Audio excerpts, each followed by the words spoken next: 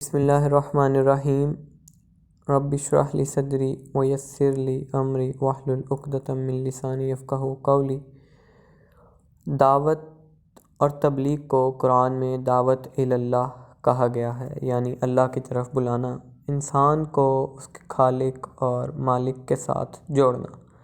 اللہ کی طرف بلانے کا مطلب یہ ہے کہ اللہ کے بندوں کو یہ بتایا جائے کہ اللہ کی زمین پر تمہارے لیے زندگی کا صحیح طریقہ صرف یہ ہے کہ تم اللہ کے بندے بن کر رہو۔ انسان کے لیے دنیا کی زندگی میں صرف دو رویے ممکن ہیں، ایک خود رخی اور دوسرا خدا رخی۔ خود رخی کا مطلب یہ ہے کہ آدمی خود اپنی ذات کو اپنی سرگرمیوں کا مرکز بنائے، وہ اپنی سوچ کے مطابق چلے، وہ اپنی خواہشوں کی پیروی کرے، وہ اپنے ذاتی تقاضوں کی تکمیل کو زندگی کی کامیابی قرار دے۔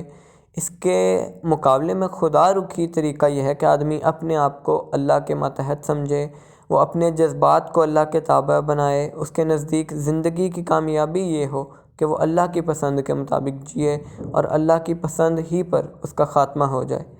خود رخی زندگی میں گھمنڈ، حسد، انانیت جیسے جذبات جاگتے ہیں۔ خود رخی سے انسان یہ سمجھنے لگتا ہے کہ حق وہ ہے جس کو وہ حق سمجھے اور باطل وہ ہے جس کو وہ باطل قرار دے، اور خدا رخی زندگی کا معاملہ اس کے بالکل برعکس ہے۔ خدا رخی زندگی آدمی کے اندر عبدیت، تواضع، عاجزی، اعتراف، خود احتسابی جیسے جذبات ابھارتی ہے۔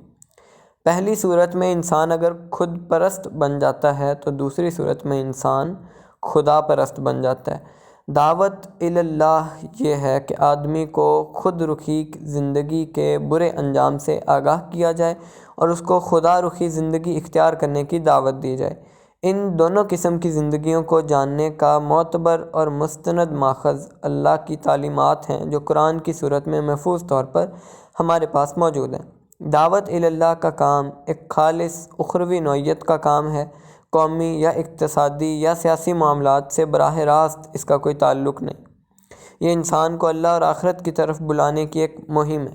اس دینی اور روحانی اسلوب میں وہ شروع ہوتی ہے اور اپنے اسی اسلوب میں وہ آخر وقت تک جاری رہتی ہے۔ دعوت اللہ کا کام اپنی حقیقت کے اعتبار سے ایک خدائی کام ہے جس کو بندوں کے ذریعے انجام دیا جاتا ہے۔ ضروری ہے کہ اس کو اسی اسپرٹ کے ساتھ انجام دیا جائے۔ اسی اسپرٹ کے بغیر جو کام کیا جائے گا وہ دعوت اللہ کا کام نہیں ہوگا، خواہ اس کو دعوت اللہ کے نام پر جاری کیا گیا ہو۔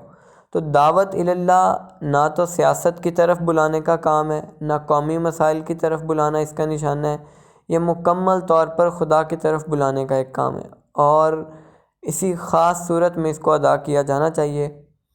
خدا کی طرف بلانے سے کیا مراد ہے کہ اس کا ابتدائی مقصد یہ ہے کہ انسان کو اللہ کے تخلیقی منصوبے سے آگاہ کیا جائے، اس کو بتایا جائے کہ اللہ کے ساتھ اس کا کیا تعلق ہے اور اللہ آئندہ اس کے ساتھ کیا معاملہ کرنے والا ہے۔ یہ گویا انسان کو اللہ سے متعارف کروانے کا ایک کام ہے۔ اس کا نشانہ یہ ہے کہ اللہ کے بارے میں انسان کی غفلت ٹوٹے اور وہ اپنی بندگی کا ادراک کر کے اللہ کی طرف متوجہ ہو جائے۔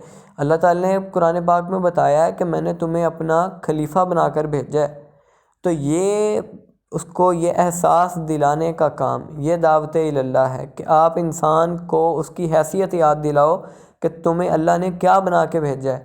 اب خلیفہ ہونے کا کیا مطلب ہے کہ اللہ کے نظام کو ہر معاملات میں، عبادات میں، ٹھیک ہے، اے ٹو زی ہر کام میں، ٹھیک ہے، چاہے وہ دینی امور ہیں، چاہے وہ سیاسی امور ہیں، چاہے وہ معاشرتی امور ہیں، چاہے وہ جو مرضی امور ہیں، سب میں اللہ کے احکامات کی طرف بلانے کا کام دعوت اللہ کہلاتا ہے۔ ٹھیک ہے، تو ایک ہوتا ہے سیاست کی طرف بلانا، ایک ہوتا ہے اللہ کے دین کی طرف بلانا۔ تو سیاست تو وہ ہے جو P T I, known league یہ کر رہے ہیں، تو اللہ کے دین کی طرف بلانے کا مطلب یہ ہے کہ آپ لوگوں کو اس چیز کی طرف لے کے آؤ کہ جو بھی بندہ، چاہے وہ پی ٹی آئی کا ہے، نون لیگ کا ہے، اللہ کے نظام کے خلاف کوئی بات کرے گا تو بھائی اب کوئی کمپرومائز نہیں ہوگا۔ یہ لوگوں کو احساس دلانے کا کام دعوت اللہ کا کام ہے۔ اس عمل کا نشانہ یہ ہے کہ انسان اللہ کی ذات کو پہچانے، وہ اللہ کی قدرت کے مقابلے میں اپنی عجز کو دریافت کرے، غیب کا پردہ پھاڑے جانے سے پہلے وہ اللہ کا مشاہدہ کرے، اللہ سے براہ راست سابقہ پیش آنے سے پہلے وہ بالواسطہ طور پر خدا کی معرفت حاصل کرے۔ تو دعوت کا مقصد انسان کے اندر اس کی سوئی ہوئی روح کو جگانا ہے، یا بھٹکے ہوئے انسان کو اللہ کی طرف جانے والے سیدھے راستے پر کھڑا کرنا ہے۔ اس کا مقصد یہ ہے کہ انسان کے اندر اس بصیرت کو جگایا جائے جو اللہ کی نشانیوں میں اللہ کے جلووں کو دیکھنے لگے، جو مخلوقات کے آئینے میں اس کے خالق کو بلا حجاب پالے۔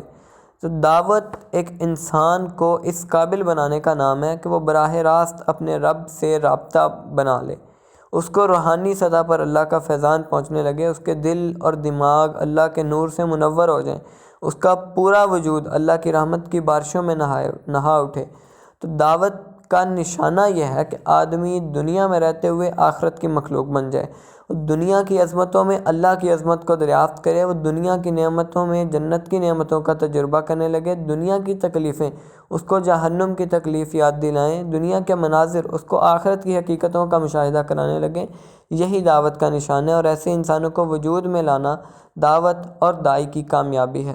قرآن میں بتایا گیا کہ اللہ نے انسان کو احسن تقویم کی صورت میں پیدا کیا، پھر اس کو گرا کر اسفل سافلین میں بھی ڈال دیا۔ تو دعوتی عمل کا مقصد یہ ہے کہ انسان کو دوبارہ اس کی اصل ابتدائی حالت کی طرف لوٹایا جائے، اس کو اسفل سافلین سے دوبارہ احسن تقویم کی طرف لے کے جایا جائے، جنت سے نکالے جانے کے بعد اس کو دوبارہ جنت میں داخل کروایا جائے، اللہ کی رحمت سے دور ہونے والوں کو دوبارہ اللہ کی رحمت کے سائے میں پہنچا دے۔ انسان کی مثال ایسی ہے جیسے پانی کی ایک مچھلی جس کو پانی سے نکال کر صحرا میں ڈال دیا جائے، ایسی مچھلی صحرا میں مسلسل تڑپ رہی ہوگی، اور اس کے ساتھ بہترین ہمدردی یہ ہوگی کہ اس کو دوبارہ پانی کی طرف لوٹا دیا جائے۔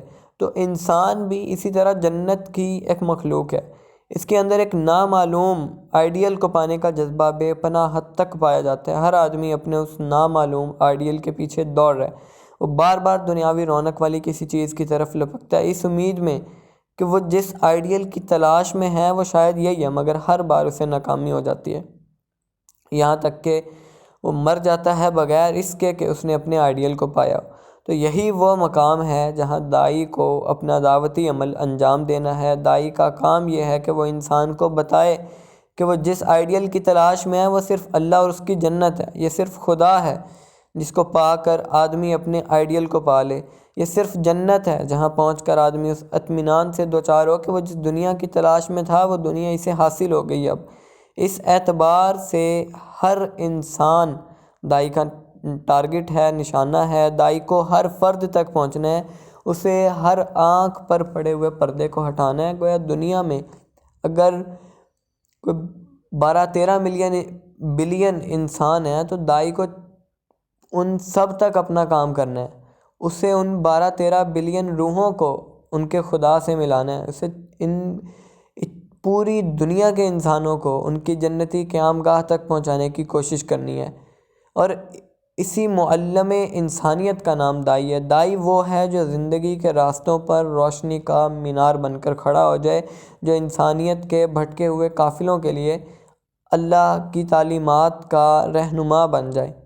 قرآن کی سورہ نمبر 51 میں آپ صلی اللہ تعالیٰ علیہ وسلم کی زبان سے کہا گیا ہے کہ اے لوگو اللہ کی طرف دوڑو، میں اس کی طرف سے تمہارے لیے ایک کھلا ڈرانے والا ہوں۔ یہ سورہ زاریات میں پھر اسی بات کو دوسری جگہ قرآن نے ان الفاظ میں فرمایا کہ اے لوگو اللہ کی عبادت کرو اور طاغوت سے بچو۔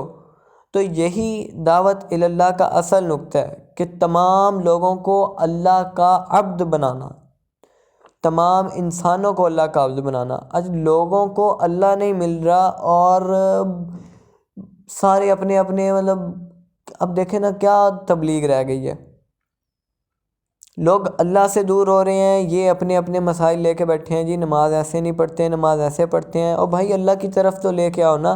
تو یہ مین ٹارگٹ ہے کہ لوگوں کو اللہ کی طرف تو لے کے آئیں، اور یہی دعوت اللہ کا اصل نقطہ ہے۔ تمام پیغمبروں نے اپنے زمانے کے لوگوں کو اسی سے آگاہ کیا۔ بعد کے دور کے دائیوں کو بھی اپنے زمانے کے لوگوں کو اسی حقیقت سے آگاہ کرتا ہے۔ تو اس دنیا میں انسان دو پکاروں کے درمیان میں ہے، ایک اللہ کی پکار اور دوسرا طاغوت کی پکار، جو ابھی ہم نے آیت دیکھی۔ طاغوت مطلب شیطان کی پکار، اللہ کی پکار خیر کا سرچشمہ ہے اور خیر کی طرف اللہ کی پکار ہمیں بلا رہی ہے۔ اس کے برعکس شیطان شر کا سرچشمہ ہے، وہ لوگوں کو شر کے راستوں کی طرف بلاتا ہے۔ تو آدمی کا امتحان یہ ہے کہ وہ شیطان کے فریب میں نہ آئے اور اس کو چھوڑ کر اللہ کی طرف دوڑ پڑے۔ اللہ تمام صفات کمال کا جامعہ ہے، وہ عدل، رحمت، سچائی، دیانتداری اور اخلاص کو پسند کرتا ہے۔ اللہ چاہتا ہے کہ انسان انہی اعلیٰ اوصاف کو اپنائے، وہ اپنے آپ کو اللہ کے جو بتائے ہوئے اخلاقیات ہیں ان میں ڈھال لے۔ اس کے برعکس شیطان برائیوں کا مجموعہ ہے اور وہ انسانوں کو بھی برائیوں کی طرف لے کے جانا چاہتا ہے۔ شیطان آدمی کے اندر چھپے ہوئے بدی کے جذبات کو بھڑکاتا ہے، وہ آدمی کے اندر حسد، انانیت، غصہ، انتقام، تکبر، خود غرضی، بے اعترافی جیسے جذبات کو جگا کر انسان کی انسانیت کو دباتا ہے اور اس کی حیوانیت کو جگا کر اس کو اپنے جیسا بنا دینا چاہتا ہے۔ تو موجودہ دنیا میں ہر آدمی اسی دو طرفہ تقاضے کے درمیان ہے۔ ہر آدمی ایک داخلی جنگ کے محاذ پر کھڑا ہوا ہے، ایک طرف اس کا ضمیر ہے جو اس کو اللہ کی طرف بلاتا ہے، دوسری طرف اس کی انانیت ہے جو اس کو دھکیل کر شیطان کی طرف لے کے جاتی ہے۔ تو ضمیر اللہ کا نمائندہ ہے اور انانیت شیطان کا نمائندہ ہے، جس کو اب کہنا کہ اس ضمیر، قرآن پاک میں تو ضمیر کی ٹرم یوز نہیں ہوئی، قرآن پاک میں تو نفس لوامہ کی جو ہے وہ ٹرم یوز ہوئی ہے۔ تو نفس لوامہ کیا کہ وہ ملامت کرتا ہے کہ ایک طرف وہ اللہ کی طرف بلاتا ہے، دوسری طرف شیطان کی طرف ہم اگر جائیں بھی تو وہ ملامت ضرور کرتا ہے۔ انسان کو خود پتہ ہوتا ہے کہ میں نے یہ کام غلط کیا ہے، آپ کا نفس لوامہ آپ کو ملامت کر ہوتا ہے کہ یار نہیں، یہاں پہ جھوٹ نہیں بولنا چاہیے تھا، یہاں پہ دو نمبری نہیں کرنی چاہیے تھی، یہاں پہ کسی کا دل نہیں توڑنا چاہیے تھا، یہاں پہ کسی کو برا بھلا نہیں کہنا چاہیے تھا۔ تو یہ نفس لوامہ ہوتا ہے جو آپ کو دونوں طرف بلا رہا ہوتا ہے، اللہ کی طرف بھی، اللہ کی طرف بلائے تو پھر وہ آگے نکل جاتا ہے نفس لوامہ کی سٹیج سے، اور اگر وہ نفس لوامہ تک ہی پھنسا رہے تو پھر وہ شیطان کے جال میں پھنس جاتا ہے۔ تو دائی کا کام یہ ہے کہ وہ انسان کو اس حقیقت سے آگاہ کرے، وہ انسان کے اندر ذہنی بیداری لا کر اس کو اس قابل بنائے کہ وہ اس دو طرفہ تقاضے کو پہچانے، وہ اپنی انانیت پر روک لگائے اور اپنے نفس کی آواز کو تقویت دے، وہ شیطان کی ترغیبات سے بچ کر اللہ کے اس رستے کا مسافر بن جائے جو اس کو جنت کی طرف لے کے جائے گا۔ یہ دعوتی کام زمین پر ہونے والے تمام کاموں میں سب سے زیادہ اہم ہے، یہ پیغمبروں والا کام ہے، اور اللہ تعالیٰ نے قرآن پاک میں کہا ہے، ابھی کل جو ہم رات سیشن میں ڈسکس کر رہے تھے کہ اللہ تعالیٰ نے قرآن پاک میں کہا کہ مسلمان مرد اور مسلمان عورتیں ایک دوسرے کے رفیق ہیں، یہ نیکی کا حکم دیتے ہیں اور برائی سے روکتے ہیں، نماز قائم کرتے ہیں، زکوٰۃ ادا کرتے ہیں اور عن قریب اور اللہ اور اس کے رسول کا حکم مانتے ہیں۔ تو یہ وہ لوگ ہیں جن پر عن قریب اللہ اپنا جو ہے وہ اللہ رحم فرمائے گا۔ تو یہ پیغمبروں والا کام ہے، یہ اللہ کا دیا ہوا کام ہے۔ جو لوگ اس کام کے لیے اٹھیں گے انہیں نہایت خصوصی انعامات سے نوازا جائے گا۔ قرآن کی سورہ نمبر 7 میں اصحاب اعراف کا ذکر ہے، یعنی بلندیوں والے۔ یہ وہ لوگ ہیں جو قیامت کے دن اونچے ممبروں پر کھڑے کیے جائیں گے اور اہل جنت اور اہل دوزخ دونوں کے بارے میں اللہ کے فیصلے کا اعلان کریں گے۔ تو ان آیات کا ترجمہ یہ ہے کہ اور اعراف کے اوپر کچھ لوگ ہوں گے جو ہر ایک کو ان کی علامت سے پہچانیں گے اور جنت والوں کو پکار کر کہیں گے کہ تم پر سلامتی ہو۔ وہ بھی جنت میں داخل نہیں ہوئے ہوں گے مگر وہ امیدوار ہوں گے، اور جب دوزخ والوں کی طرف ان کی نگاہ پھیری جائے گی تو وہ کہیں گے اے ہمارے رب، ہم کو شامل نہ کرنا ان ظالم لوگوں کے ساتھ۔ اور اعراف والے ان اشخاص کو پکاریں گے جنہیں وہ ان کی علامت سے پہچانتے ہوں گے۔ وہ کہیں گے کہ تمہارے کام نہ آئی تمہاری جماعت اور تمہارا اپنے آپ کو بڑا سمجھنا، کیا یہی وہ لوگ ہیں جن کی نسبت تم قسم کھا کر کہتے تھے کہ ان کو کبھی اللہ کی رحمت نہیں پہنچے گی؟ تو جنت میں داخل ہو جاؤ، اب نہ تم پر کوئی ڈر ہے اور نہ تم غمگین ہوگے۔ تو اس آیت میں اصحاب اعراف سے مراد شہداء ہیں، یہ تفسیر قرطبی میں لکھا، یعنی اللہ کے وہ خاص بندے جنہوں نے دنیا میں قوموں کے اوپر اللہ کے دین کی گواہی دی، اور پھر کسی نے مانا اور کسی نے انکار کیا۔ اب ہمارے ہاں شہید کا کنسیپٹ بڑا رانگ ہے۔ ہم شہید اس کا سمجھتے ہیں جس کی جان چلی جائے اللہ کے راستے میں۔ وہ تو اوج ہے نا، وہ تو آپ یہ دیتے ہیں اللہ کو کہ یا اللہ تیرے دین کے لیے مجھے اپنی جان بھی دینی پڑی تو میں دوں گا، وہ شہید کی پیک ہے۔ لیکن آپ مسلمان ہوتے ہی شہید ہوتے ہیں۔ کس طرح وہ آپ مسلمان ہوتے ہی، یہ کلمہ ہے مسلمان، ایمان کا مسلمان ہونے کے لیے یہ کلمہ ہے، اشہد ان لا الہ الا اللہ و اشہد ان محمدًا عبدہ و رسولہ، کہ اللہ میں گواہی دیتا ہوں کہ تو ایک ہے، تیرے علاوہ کوئی معبود نہیں ہے، اور میں گواہی دیتا ہوں کہ محمد صلی اللہ علیہ وسلم تیرے بندے اور تیرے رسول ہیں۔ تو آپ نے جب کلمہ پڑھ لیا آپ شہید ہو گئے۔ اب اگر آپ وہ شہادت پوری نہیں کریں گے، آپ نے جو شہادت کا ذمہ لیا ہے پھر آپ اس شہادت کو پورا بھی نہ کریں، تو آپ سوچیں آپ کتنے، آپ کا جو ہے وہ کیا انجام ہوگا۔ کہ ایک طرف تو آپ نے یہ گواہی دی تھی، گواہی کی سٹیٹمنٹ دی تھی، لیکن پھر آپ نے اس پر عمل بھی نہیں کیا۔ آپ نے اللہ کی گواہی دی، اس کے ایک معبود ہونے کی گواہی دی، لیکن آپ نے وہ دوسروں پر گواہی نہیں دی۔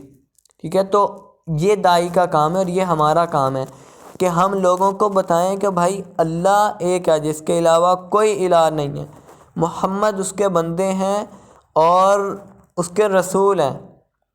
تو یہ گواہ بننا ہے ہم نے، یہ داعی بننا ہے ہم نے، ٹھیک ہے۔ اور اس گروہ میں اولاً تو انبیاء شامل ہیں، شہداء میں سب سے پہلے تو انبیاء شامل ہیں، اور اس کے بعد اللہ کے وہ خاص بندے جنہوں نے انبیاء کے نمونے کو لے کر اپنے زمانے کے لوگوں پر دعوت اور شہادت کا کام انجام دیا، ٹھیک ہے۔ اور ایسے ہی لوگوں کے بارے میں پھر اللہ تعالیٰ فرماتا ہے کہ شہید کو کبھی موت نہیں آتی، ٹھیک ہے، وہ اپنی قبروں میں زندہ ہوتے ہیں، ان کو رزق دیا جاتا ہے۔ تو آپ دیکھ لیں کہ آپ نے ہزاروں نام ایسے اللہ کے خاص بندوں کے سنے ہوں گے جن کا نام آج بھی زندہ ہے، ٹھیک ہے، جن کے جو ہے وہ مزارات، جن کی قبروں پہ بھی آج بھی رونق ہے، کئی ہزار سال گزر گئے ہیں، آج بھی ان کا نام اس دنیا میں اللہ نے زندہ رکھا ہوا ہے۔ وہ اس وجہ سے کہ ان کا نام اللہ کے نام کی وجہ سے، کہ انہوں نے اپنی زندگی میں کام اللہ کے دین کا کیا تھا۔ تاہم قیامت میں لوگوں کے ابدی انجام کا جو فیصلہ ہونے والا ہے وہ اسی کار شہادت کی بنیاد پر ہوگا جو دنیا میں ان کے اوپر انجام دیا گیا تھا۔ یہ کار شہادت دنیا ہی میں انسانوں کو دو گروہوں میں بانٹ دیتی ہے، ایک اس کو قبول کرنے والے ہوتے ہیں، دوسرے اس کا انکار کرنے والے۔ قیامت میں یہ دونوں قسم کے لوگ ایک دوسرے سے الگ کر دیے جائیں گے، اور پھر دونوں کے لیے ان کے عمل کے مطابق دو مختلف انجام کا فیصلہ کیا جائے گا۔ اور یہ فیصلہ اگرچہ تمام تر اللہ کا فیصلہ ہوگا، تاہم اس فیصلے کا اعلان انہی خصوصی بندوں کے ذریعے کرایا جائے گا جنہوں نے دنیا میں دعوت اور شہادت کا کام انجام دیا تھا۔ ان کے حق میں یہ ایک غیر معمولی اعزاز ہوگا۔ اس اعلان کے لیے قیامت کے میدان میں اونچے اونچے سٹیج بنائے جائیں گے جن کے اوپر یہ اصحاب اعراف کھڑے ہوں گے۔ وہاں سے وہ ہر ایک کو دیکھیں گے اور ہر ایک کے بارے میں اللہ کے فیصلے سے اس کو باخبر کریں گے۔ تو شہداء اور دعاء نے دنیا میں خدا کے کام کو اپنا کام سمجھ کر اس کے لیے محنت کی تھی۔ اسی عمل کے بنا پر ان کو یہ امتیازی انعام دیا جائے گا کہ قیامت میں وہ بلندیوں پر کھڑے ہوں اور اس دعوت حق کے آخری انجام سے لوگوں کو باخبر کریں۔ دنیا میں وہ اپنے مقصد کے اعتبار سے بلند تھے، اور قیامت میں وہ اس کے عملی انجام کے اعتبار سے بلند قرار دیے جائیں گے۔ اب اللہ پر ایمان لانے کے بعد ایک بندے سے عملی طور پر جو کچھ مطلوب ہے اس کو قرآن میں دو قسم کے الفاظ میں بیان کیا گیا، ایک اطاعت خدا، دوسرا نصرت خدا۔ اطاعت خدا سے مراد یہ ہے کہ بندہ ان تمام اوامر و نواہی پر عمل کرے جو اللہ کی طرف سے رسول کے ذریعے بتائے گئے ہیں، وہ ان تمام احکامات کو اپنی زندگی میں اختیار کرے جن کو اختیار کرنے کی اللہ نے تاکید کی ہے، اور ان تمام چیزوں سے بچے جن سے بچنے کا اللہ نے اپنی کتاب میں حکم دیا ہے یا اپنے رسول کے ذریعے جن کا اعلان فرمایا۔ اور نصرت خدا کا مطلب ہے خدا کی مدد کرنا۔ یہ ایک انوکھا شرف ہے جو کسی صاحب ایمان آدمی کو ملتا ہے۔ اس سے مراد وہی چیز ہے جس کو قرآن میں دعوت اللہ کہا گیا ہے۔ یہ چونکہ خود خدا کا ایک مطلوب عمل ہے جو بندے کے ذریعے ادا کرایا جاتا ہے، اس لیے اس کو نصرت خدا سے تعبیر کیا گیا ہے۔ عبادت، اخلاق، معاملات میں اللہ کے احکام کی تعمیل یہ بندے کی اپنی ضرورت ہے۔ اللہ کو نہ تو آپ کی عبادات کی ضرورت ہے، نہ آپ کے اخلاقیات کی، نہ آپ کے معاملات کی، یہ آپ کی اپنی ضرورت ہے۔ اس کے ذریعے بندہ اپنی بندگی کو ثابت کر کے اللہ کے انعام کا مستحق بنتا ہے، مگر دعوت اللہ کا معاملہ اس سے مختلف ہے۔ قرآن کے مطابق یہ اللہ کے اوپر سے حجت کو اٹھانا ہے۔ سورہ النساء میں بتایا اللہ نے امتحان کی مصلحت کی بنا پر یہ کام انسانوں کے ذریعے کروایا جاتا ہے۔ یہ ایک خدائی عمل ہے جس کو کچھ انسان اللہ کی طرف سے انجام دیتے ہیں اور پھر اللہ کے یہاں سے اس کی مزدوری پاتے ہیں۔ اس معاملے کو سمجھنے کے لیے میں آپ کو قرآن کی ایک آیت بتاتا ہوں، سورہ صاف کی۔ اے ایمان والو، تم اللہ کے مددگار بنو، جیسا کہ عیسیٰ بن مریم نے حواریوں سے کہا، کون اللہ کے واسطے میرا مددگار ہوتا ہے؟ حل انصاری من اللہ، ٹھیک ہے، من انصاری اللہ، سوری میں وہ غلط پڑھ گیا، من انصاری اللہ، کہ کون اللہ کے واسطے میرا مددگار ہوتا ہے؟ حواریوں نے کہا ہم ہیں اللہ کے مددگار۔ پس بنی اسرائیل میں سے کچھ لوگ ایمان لائے اور کچھ لوگوں نے انکار کیا، پھر ہم نے ایمان لانے والوں کو ان کے دشمنوں کے مقابلے میں مدد کی، پس وہ غالب ہو گئے۔ تو اس آیت میں اللہ کی نصرت کرنے یا اللہ کا انصار بننے سے کیا مراد ہے؟ اس سے مراد ہے کہ اللہ کے دعوتی منصوبے میں اپنے آپ کو قول و عمل سے شریک کرنا، اقامت حجت کے خدائی کام کو اپنا کام بنا کر اس کے لیے محنت کرنا۔ تو ابن کثیر نے اس آیت کی تشریح کرتے ہوئے لکھا ہے کہ یعنی کون ہے جو اللہ کی طرف بلانے کے کام میں میرا مددگار ہو؟ تو حواریین نے کہا، اور اس سے مراد عیسیٰ کے پیرو ہیں، تو ہم ہیں اللہ کے مددگار، ہم آپ کے مددگار ہیں اس کام میں جس کو لے کر آپ بھیجے گئے ہیں، اور اس کام میں ہم آپ کا ساتھ دینے والے ہیں۔ اس لیے حضرت مسیح نے ان کو لوگوں کی طرف داعی بنا کر بھیجا، بلاد اور شام میں اسرائیلیوں اور یونانیوں کی طرف، اور اس طرح رسول اللہ صلی اللہ علیہ وسلم ایام حج میں لوگوں کے پاس جا کر کہتے تھے تم میں کون شخص ہے جو میری مدد کرے یہاں تک کہ میں اللہ کا پیغام لوگوں تک پہنچا دوں، کیونکہ قریش مجھے اپنے رب کا پیغام پہنچانے سے روک رہے ہیں۔ رسول اللہ صلی اللہ علیہ وسلم اب بلا شبہ ساری دنیا کے لیے اللہ کے پیغمبر ہیں، مگر آپ ایک مدت تک دنیا میں رہے نا، اور اس کے بعد آپ صلی اللہ علیہ وسلم کا ظاہری وصال ہو گیا۔ اب سوال یہ ہے کہ رسول اللہ صلی اللہ علیہ وسلم کہ ظاہری وصال کے بعد اس ذمہ داری کو ادا کرنے کی صورت کیا ہے؟ تو جواب یہ ہے کہ یہ آپ کی امت آپ کے بعد اس کام کی ذمہ دار ہے۔ اپنی زندگی میں آپ نے براہ راست طور پر اس کام کو انجام دیا، اور آپ کے بعد یہ کام بالواسطہ طور پر آپ کی امت کے ذریعے انجام پائے گا۔ آپ کی امت کی لازمی ذمہ داری ہے کہ وہ نسل در نسل ہر زمانے کے لوگوں کے سامنے اس دین کا پیغام پہنچاتی رہے جو آپ اللہ کی طرف سے لائے، اور جو قیامت تک اسی حال میں محفوظ رہے گا۔ اور اسی معاملے کی مزید تشریح ایک حدیث سے بھی ہوتی ہے جس کو ابن حشام نے سیرت کے تحت جو ہے وہ نقل کیا ہے۔ اس میں رسول اللہ صلی اللہ علیہ وسلم نے حضرت مسیح کے بارے میں فرمایا اور خود اپنے بارے میں بھی فرمایا۔ تو حدیث کا ترجمہ یہ ہے کہ مجھ کو یہ بات پہنچی ہے کہ رسول اللہ صلی اللہ علیہ وسلم صلح حدیبیہ کے بعد ایک دن اپنے اصحاب کے سامنے آئے۔ آپ نے فرمایا کہ اے لوگو، اللہ نے مجھ کو تمام دنیا کے لیے رحمت بنا کر بھیجا ہے، بس تم اس معاملے میں مجھ سے اختلاف نہ کرو جیسا کہ مسیح کے حواریوں نے کیا تھا۔ تو آپ کے اصحاب نے کہا اے خدا کے رسول، حواریوں نے کس طرح اختلاف کیا تھا؟ تو آپ نے فرمایا کہ مسیح نے اپنے حواریوں کو اس کام کی طرف بلایا جس کی طرف میں نے تم کو بلایا ہے۔ بس مسیح نے جس کو قریبی مقام پر جانے کے لیے کہا وہ راضی رہا اور تیار ہو گیا، اور جس کو دور کے مقام پر جانے کے لیے کہا تو اس نے ناگواری ظاہر کی اور وہ جانے کے لیے تیار نہیں ہوا۔ تو اس کے بعد مسیح نے اللہ سے اس بات کی شکایت کی، تو جو لوگ زبان کے فرق کی وجہ سے جانے کے لیے تیار نہیں ہوئے تھے وہ اس قوم کی زبان بولنے لگے جن کی طرف مسیح ان کو بھیج رہے تھے۔ تو اس کے بعد رسول اللہ صلی اللہ علیہ وسلم نے اپنے اصحاب کو مختلف سرداروں اور حاکموں کی طرف اپنی دعوت کے ساتھ روانہ کیا۔ اور ابن اسحاق کہتے ہیں کہ رسول اللہ صلی اللہ علیہ وسلم جب اپنے اصحاب کے سامنے آئے اور اس دعوتی کام کی طرف انہیں توجہ دلائی تو ان سے کہا کہ اللہ نے مجھ کو سارے عالم کے لیے رحمت بنا کر بھیجا، پس تم میری طرف سے اس ذمہ داری کو ادا کرو، اللہ تمہارے اوپر رحم فرمائے۔ زمین کے اوپر اور آسمان کے نیچے کسی انسان کے لیے اس سے بڑا کوئی اعزاز نہیں کہ وہ ایک ایسے کام کے لیے سرگرم ہو جو براہ راست طور پر اللہ کا کام ہو، جو گویا خداوند ذوالجلال کی نیابت ہے۔ یہ بلا شبہ ایک ایسا اعزاز ہے جس سے بڑا کوئی اعزاز ممکن ہی نہیں ہے۔ اللہ قادر مطلق ہے، وہ ہر معلوم اور نامعلوم کام کو انجام دینے کی مکمل قدرت رکھتا ہے۔ وہ چاہتا تو اپنے پیغام کی پیغام رسانی کے لیے پتھروں کو بھی زبان عطا کر دیتا، وہ درخت کی ہر پتی کو زبان بنا دے جس سے وہ اللہ کے پیغامات کا اعلان کرنے لگے، مگر یہ اللہ کا طریقہ نہیں۔ اللہ یہ چاہتا ہے کہ انسانوں کے درمیان اس کے پیغام کی پیغام رسانی خود انسان ہی انجام دے، تاکہ التباس کا پردہ باقی رہے، تاکہ امتحان کی مصلحت مجروح نہ ہونے پائے۔ تو دعوت جس کو قرآن میں انذار و تبشیر کہا گیا ہے، وہ براہ راست اللہ کا ہی کام ہے۔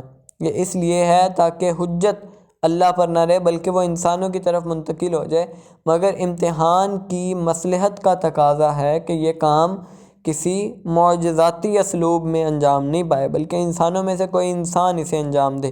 یہی وجہ ہے جس کی بنا پر اس خدائی کام کو انسانوں کے ذریعے انجام دیا جاتا ہے۔ اس صورتحال نے انسان کے لیے عظیم ترین عمل کا دروازہ آپ کے لیے کھول دیا اللہ نے۔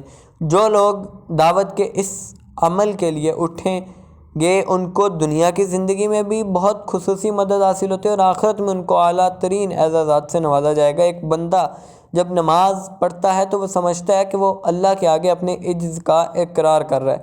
اس کے مقابلے میں جب وہ دعوت اللہ کا کام کرتا ہے تو اس کا احساس یہ ہوتا ہے کہ وہ خود اللہ کا ایک کام انجام دے رہا ہے۔ کسی بندے کے لیے بلا شبہ اس سے زیادہ لذیذ، اس سے زیادہ اچھا کوئی تجربہ نہیں کہ وہ محسوس کرے کہ میں اپنے رب کے کام میں مصروف ہوں، میں اپنے رب کے ایک منصوبے کی تکمیل کر رہا ہوں۔